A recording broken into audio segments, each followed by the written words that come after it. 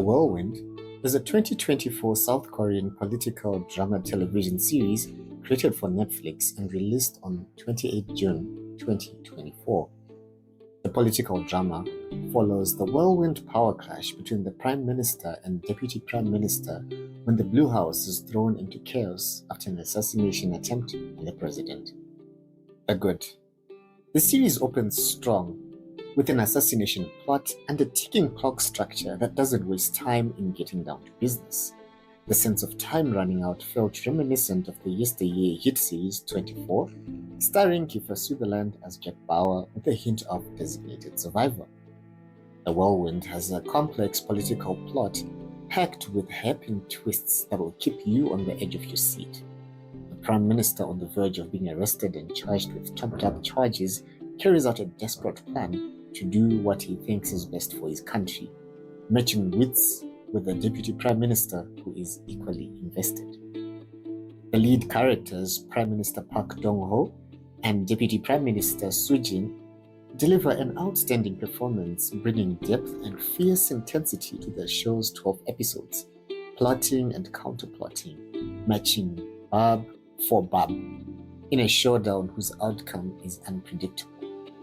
The production quality is on point with well-crafted and picture-perfect cinematography that gives an immersive viewing experience. Given the world's geopolitical structure, The Whirlwind touches on the mechanisms of politics as a psychological operation where public opinion and people's reactions are weaponized and manipulated. And truth? Well, truth is subjective. The truth does not defeat lies. Bigger lies do. The bad. While the show has a lot going for it, it comes across as serious, gritty, and dry. It feels like it lacks color. Maybe it's because we don't get to experience the characters beyond their official roles, giving them a reserved feel. They don't let down their hair or have domestic scenes that would add to their emotional depth or make their behavior and convictions make more sense. What makes one think that they and only they are the only ones who can do what needs to be done and no one else can see it through the way they can? Or maybe that's just how power corrupts.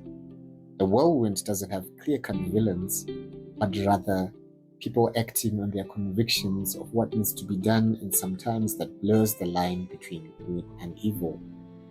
What do we do with this rotten world? The ugly. The show paints a rather cynical and grim view of the world of politics. Instead of calling it the Whirlwind, maybe they should have named it Quicksand, given how even one with the best intentions sinks into the quicksand. You've fallen into quicksand, but you don't dare try and reach out for help. Whoever grabs your hand will be dragged down with you.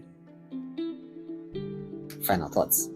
The Whirlwind is an intense political K-drama about the subversion and corruption of power that gives a peek into the Korean culture. It has been one of the most watched Netflix shows in South Korea. Fun fact, the president's residence, referred to as Blue House, made me wonder if the former Zimbabwean president's residence, known as the Blue Roof, drew any architectural inspiration from the Korean presidential residence that was used from 1948 to 2022. Does this sound like something you'd watch if you haven't already? When watching a Korean TV show, do you watch with the English voiceovers or in the original sound with subtitles?